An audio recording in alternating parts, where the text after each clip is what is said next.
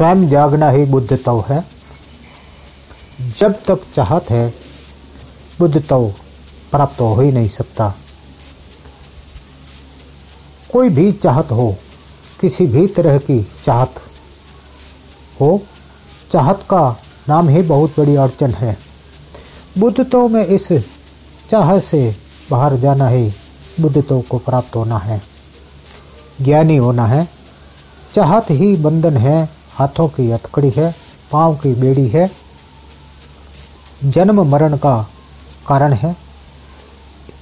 इच्छाएं, तृष्णाएं, वासनाएं, आकांक्षाएं, मैं यह हो जाऊं, मैं वह हो जाऊं, मैं ऐसा हो करूं, मैं वैसा करूं, मैं यह पाऊं, मैं वह पाऊं, इसी तरह पूरा जीवन कट घेरों में जकड़े जाता है।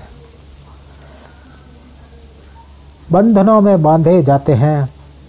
चाह से बाहर जाना है, समस्त चाह से बाहर जाना ही बुद्धत्व को प्राप्त होना है।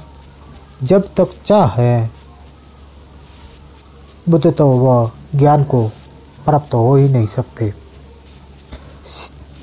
एक समय की बात है, सिकंदर भारत आ रहे थे तो रास्ते में यूनान के नामी फकीर थे डायोनिसियस, तो उनसे सिकंदर मिलने गया और देखता है तो डायोनिसियस बिल्कुल नग्न नदी के किनारे सुबह की धूप ले रहे थे। सिकंदर ने कहा, डायोनिसियस, तुम अपने आप को धन्य समझो कि तुमसे मिलने महान सम्राट सिकंदर आया है। और डायोनिसियस हंसने लगा और कहा, पागल को मान कैसा, अपमान कैसा, जो पागल हो उसके लिए सब एक समान। फिर बोला, मैंने तुम्हारे जैसा दीन दरिद्र आज तक नहीं देखा। और कहा, महान होने का दावा आंतरिक हीनता को छिपाने का ही एक उपाय है। यह वस्त्र, यह आभूषण, यह नंगी तलवार, यह फौज का काफिला, यह सब कुछ दिखावा है। भीतर अकेला है, खाली खोखला है। लाख उपाय कर ले सिकंदर, ऐसे करने से पूर्णता कभी नहीं होगी। बस इस बात को तो सिकंदर को समझनी ही पड़ी कि इतनी चोट से कही गई थी, इतनी बलपूर्वक कही गई थी, और जिस आदमी ने कही थी उसकी मस्ती साफ नजर आ रही थी। सिकंदर शर्म से झुक गया और बोला, मानता हूँ डायोनिसिस, पूरे संसार में तुम अकेले आदमी हो जिसके सामने मुझे अपनी हीनता महसूस हुई, करनी पड़ी, अनुभव हुई।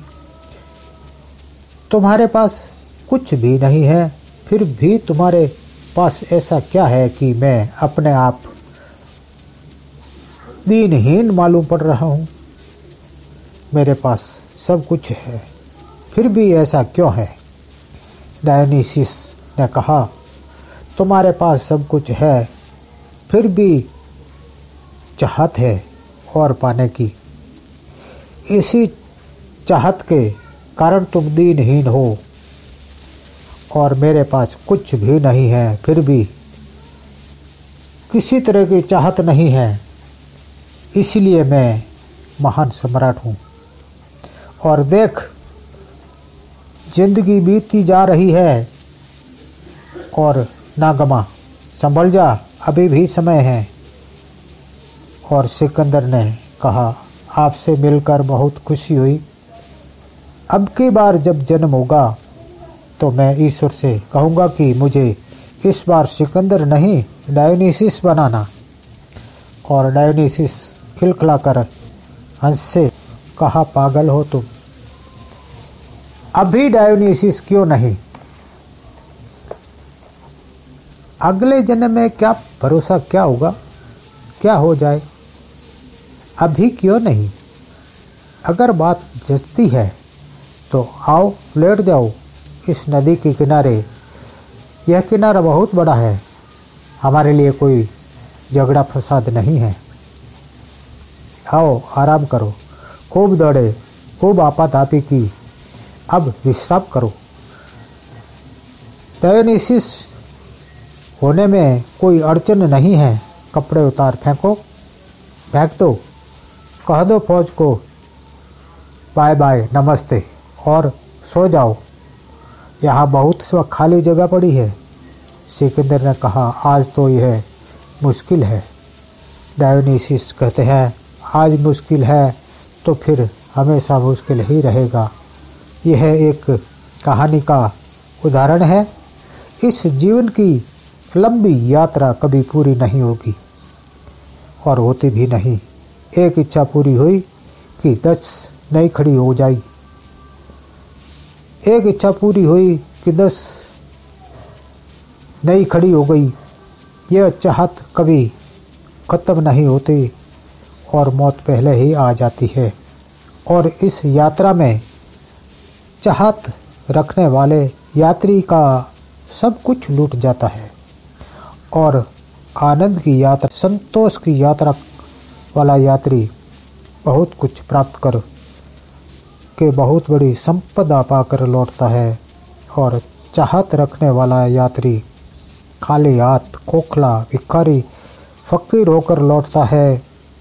और बुद्ध तो प्राप्त होने के बाद तो मौत और जीवन का भी कोई मूल्य नहीं रह जाता।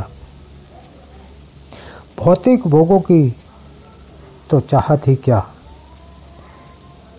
क्या करेंगे, वह तो परम आनंद को प्राप्त कर चुके हैं। और क्या चाहना, कुछ भी अपना नहीं है इस संसार में। सब एक दिखावा है।